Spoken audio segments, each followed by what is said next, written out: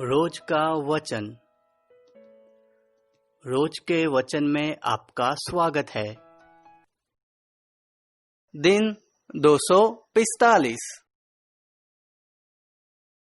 यशायाह भविष्यवक्ता की पुस्तक अध्याय 1।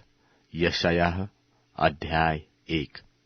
आमोस के पुत्र यशायाह का दर्शन, जिसको उसने यहूदा और यरूशलेम के विषय में उज्जियाह, योताम, आहाज और हिजकिय्याह नाम यहूदा के राजाओं के दिनों में पाया। हे स्वर्ग सुन, और हे पृथ्वी कान लगा, क्योंकि यहोवा कहता है कि मैंने बाल बच्चों का पालन पोषण किया और उनको बढ़ाया भी, और उन्होंने मुझसे बलवा किया। बैल तो अपने मालिक को और गधा अपने स्वामी की चरनी को पहचानता है, परंतु इस्राएल मुझे नहीं जानता और मेरी प्रजा सोच विचार नहीं करती। हाय, यह जाति पाप से कैसी भरी है, यह समाज अधर्म से कैसा लदा हुआ है। इस वंश के लोग कैसे कुकर्मी है, और ये लड़के वाले कैसे बिगड़े हुए हैं। उन्होंने यहोवा को छोड़ दिया और इस्राएल के पवित्र को तुच्छ जाना है। वे पराये बनकर पीछे हट गए हैं। तुम क्यों अधिक बलवा कर करके अधिक मार खाना चाहते हो? तुम्हारा सिर घावों से भर गया और तुम्हारा हृदय दुख से भरा है। नख से सिर तक कहीं कुछ भी आरोग्यता नहीं। चोट और कोड़े की मार के चिन्ह और सड़े हुए घाव है, जो न दबाए गए, न बांधे गए, न तेल लगाकर नरमाए गए हैं। तुम्हारा देश उजड़ा हुआ और तुम्हारे नगर भस्म हो गए हैं। तुम्हारे खेतों को परदेशी लोग तुम्हारे देखते ही निगल रहे हैं। वह परदेशियों से नाश किए हुए देश के समान उजड़ा है, और सियोन की बेटी छोड़ दी गई है। दाख की बारी में भी झोपड़ी व ककड़ी के खेत में भी छपरिया घिरे हुए नगर के समान अकेली खड़ी है।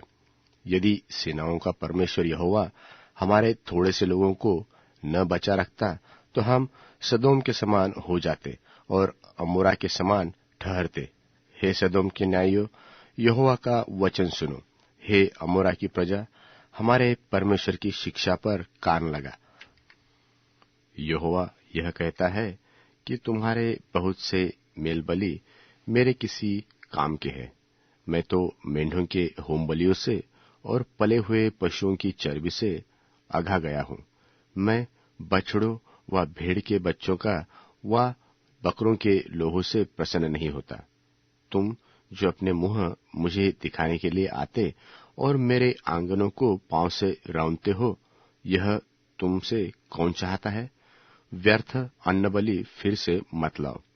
धूप से मुझे घृणा है। नए चांद और विश्राम दिन का मानना और सभाओं का प्रचार करना, यह मुझे बुरा लगता है। महासभा के साथ साथ ही अनर्थ काम करना मुझसे सहा नहीं जाता। तुम्हारे नए चांदों और नियत पर्वों के मानने से मैं जी से बैर रखता हूं।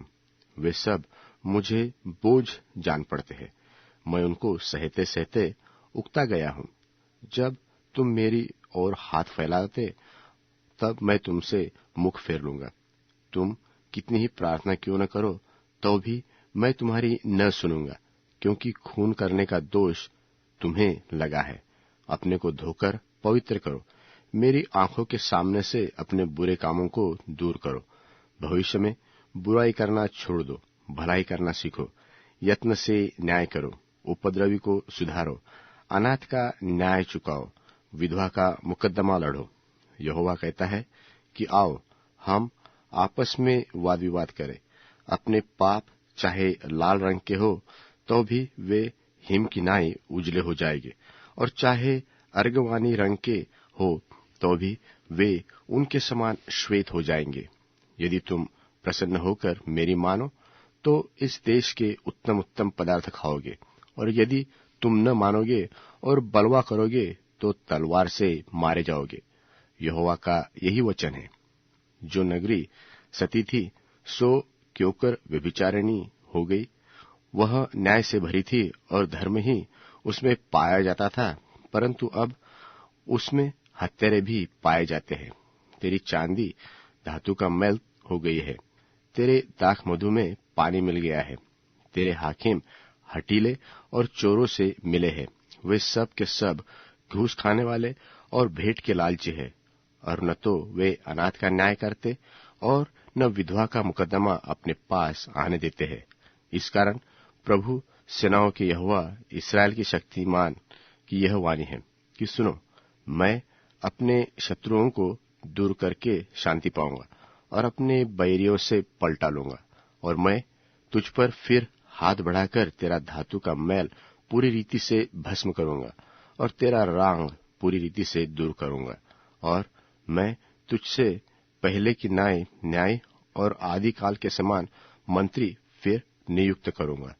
उसके बाद तू धर्मपुरी और सती नगरी कहलाएगी, और सियोन न्याय के द्वारा और जो उसमें फिरेंगे वे धर्म के द्वारा छुड़ा दिए जाएंगे। परंतु बलवाइयों और पापियों का एक संग नाश होगा, और जिन्होंने परमेश्वर यहोवा को त्याग दिया है उनका अंत हो जाएगा। और जिस बांज वृक्षों ने तुझसे प्रीति रखते थे उनसे वे लज्जित होंगे। जिन बारियों से तुम प्रसन्न रहते थे उनके कारण तुम्हारे मुंह काले होंगे, क्योंकि तुम पत्ते मुरझाए हुए बांज वृक्ष के और बिना जल की बारी के समान हो जाओगे। और बलवान तो सन और उसका काम चिंगारी बनेगा। इस कारण वे दोनों एक साथ जलेंगे और कोई बुझाने वाला न होगा।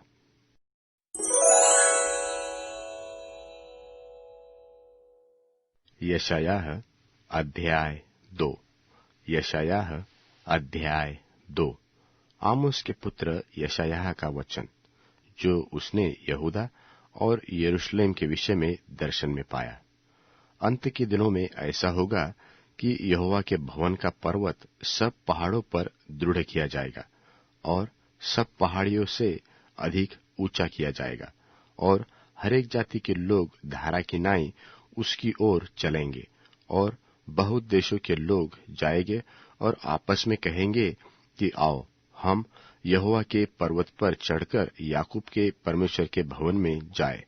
तब वह हमको अपने मार्ग सिखाएगा और हम उसके पथों पर चलेंगे, क्योंकि यहोवा की व्यवस्था सिय्योन से और उसका वचन यरूशलेम से निकलेगा। वह जाति जाति का न्याय करेगा और देश देश के लोगों में झगड़ों को मिटा देगा। वे अपनी तलवारें पीटकर हल के फाल और अपने भालों को हंसिया बनाएंगे। तब एक जाति दूसरी जाति के विरुद्ध तलवार फिर न चलाएगी और लोग भविष्य में युद्ध की विद्या न सीखेंगे। हे याकूब के घराने, आ, हम यहोवा के प्रकाश में चले। तूने अपनी प्रजा याकूब के घराने को त्याग दिया है, क्योंकि वे पूर्वियों के व्यवहार पर तन मन से चलते हैं और पलिश्तियों की नाई टोना करते हैं और परदेशियों के हाथ साथ मिलाते हैं। उनका देश चांदी और सोने से भरपूर है और उनके रखे हुए धन की सीमा नहीं।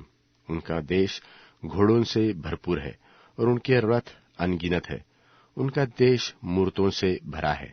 वे अपने हाथों की बनाई हुई वस्तुओं को, जिन्हें उन्होंने अपनी उंगलियों से संवारा है, दंडवत करते हैं। साधारण मनुष्य झुकते और बड़े मनुष्य प्रणाम करते हैं। इस कारण उनको क्षमा न कर। यहोवा के भय के कारण और उसकी बढ़ाई के प्रताप के मारे चट्टान में घुस जा और मिट्टी में छिप जा, क्योंकि आदमियों की घमंड भरी आंखें नीची की जाएगी और मनुष्यों का घमंड दूर किया जाएगा। और उस दिन केवल यहोवा ऊंचे पर विराजमान रहेगा, क्योंकि सेनाओं के यहोवा का दिन सब घमंडियों और ऊंची गर्दन वालों पर और उन्नति से फूलने वालों पर आएगा, और वे झुकाए जाएंगे।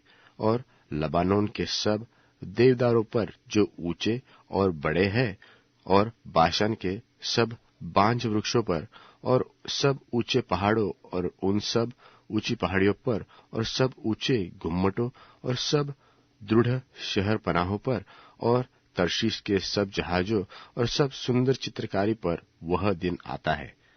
और आदमी का गर्व निकाला जाएगा और मनुष्य का घमंड दूर किया जाएगा। और उस दिन केवल यहोवा की ऊंचे पर विराजमान रहेगा और मूर्तें सब की सब नष्ट हो जाएगी। और जब यहोवा पृथ्वी के कंपित करने के लिए उठेगा, तब उसके भय के कारण, उसकी बढ़ाई के प्रताप के मारे लोग चट्टानों की गुफाओं और भूमि के बिलों में जा घुसेंगे। उस दिन लोग अपनी चांदी सोने की मूर्तों को, जिन्हें उन्होंने दंडवत करने के लिए बनाया है, छछूंदर और चमगिद्रों के आगे फेंकेंगे कि यहोवा के भय के कारण और उसकी बढ़ाई के प्रताप के मारे चट्टानों की दरारों और पहाड़ों के छेदों में घुस जाए, जबकि वह पृथ्वी को कंपित करने के लिए उठेगा। सो तुम मनुष्य जिसकी श्वास उसके नथनों में है, उसके परे रहो, क्योंकि उसका मूल्य ही क्या है।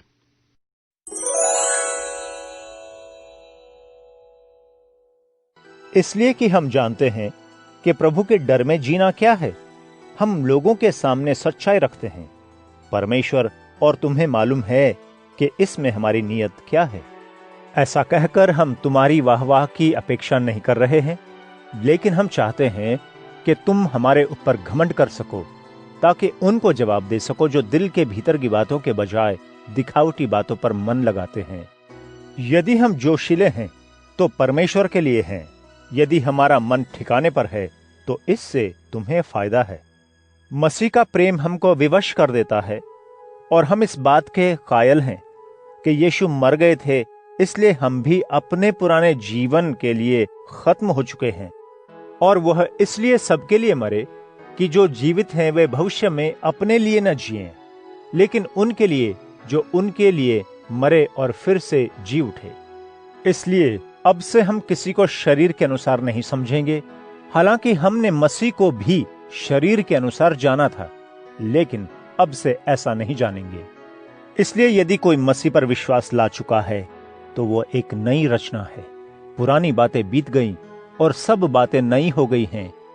ये सभी बातें परमेश्वर की ओर से हैं, जिन्होंने यीशु मसीह के द्वारा अपने साथ हमारा मेल कर लिया। उन्हीं ने हमें यह काम दिया कि हम दूसरे लोगों का संबंध परमेश्वर से करा दें, अर्थात परमेश्वर ने मसीह में होकर अपने साथ दुनिया का मेल मिलाप कर लिया और लोगों के अपराधों का दोष उन पर नहीं लगाया, और यही मेल के संदेश को देने का काम हमारे सुपुर्द कर दिया। इसलिए हम परमेश्वर के राजदूत हैं, मानो हम मसीह में होकर बोल रहे हैं।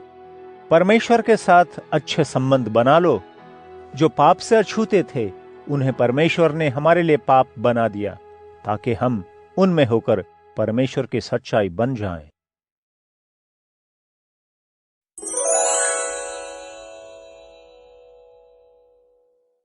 दूसरा कोरिन्थियों अध्याय 6। इसलिए कि हम सभी साथ में काम करने वालों की तरह एक साथ मिलकर परमेश्वर का काम कर रहे हैं, हम ये भी निवेदन करते हैं कि परमेश्वर के अनुग्रह को बेकार न जाने दें। परमेश्वर ने कहा था, सही वक्त पर मैंने तुम्हारी सुन ली और मुक्ति के दिन मैंने तुम्हारी मदद की। देखो, यही वह सही वक्त है, अभी ही मुक्ति का समय है।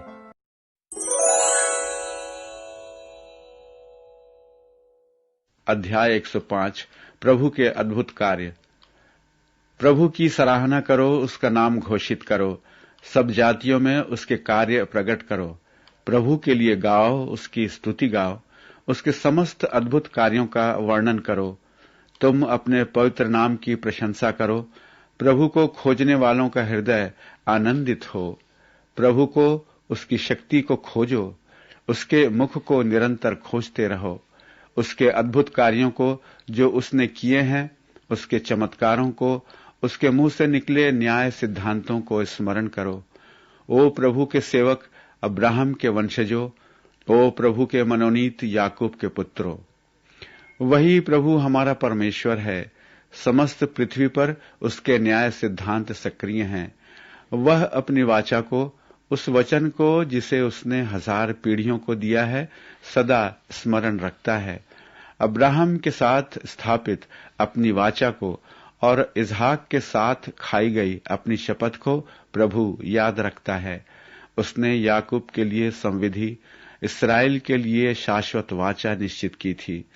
उसने यह कहा था, मैं तुम्हें कनान देश दूंगा, वह तुम्हारी मातृभूमि मिरास बनेगा।